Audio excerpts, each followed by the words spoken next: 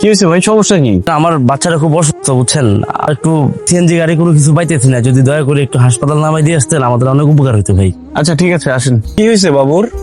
ভাই আমরা তো জানি না বাচ্চার কি হয়েছে, ডক্টর দেখলে তাহলে বলতে পারবে আর কি। ভাই একটু আপনি তাড়াতাড়ি যান না ভাই। ভাইজান অনেক বড় উপকার করছেন, আমি কিছু ভাড়া দিয়ে দিই। না না, ভাড়া দেওয়া লাগবে না, আমার বাসা তো এদিকে, এদিকেই যাচ্ছিলাম আমি। ঠিক আছে, ধন্যবাদ ভাই।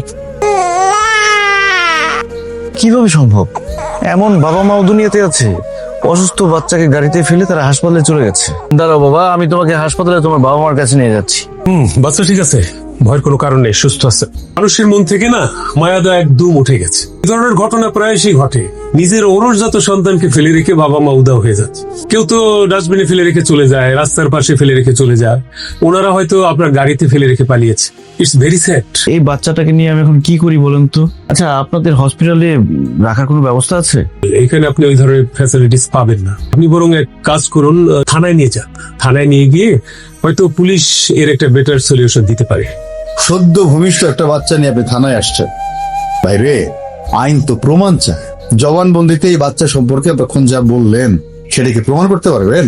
এই নিষ্পাপ মাসুম বাচ্চাটার সাথে এতক্ষণ যা যা ঘটেছে সবই তো আপনাকে বললাম। বিশ্বাস করেন, এক চুল পরিমাণ মিথ্যা কথা বলি নাই। তা আপনাদের দুজনের মধ্যে সম্পর্কটা কি বলেন তো? আপনারা কি স্বামী স্ত্রী, কি প্রেমিক প্রেমিকা? এই প্রশ্নের উত্তর জানাটা কি খুব জরুরি? কাউরেই সন্দেহের বাইরে রাখতে পারি না। অনেকে আবার বিবাহ বহির্ভূত সম্পর্ক স্থাপন করে অবৈধ সন্তান জন্ম দিয়ে সমাজে বিশৃঙ্খলা তৈরি করার চেষ্টা করে। আচ্ছা, আপনাদের মধ্যে এরকম কোনো সম্পর্ক নাই তো? আমি বলতেছি, যদি এরকম হয়ে থাকে আমাকে একদম ওপেনলি শেয়ার করতে পারেন আপনারা। স্যার আপনি এগুলো কি বলছেন? আপনি কি বোঝাতে চাচ্ছেন?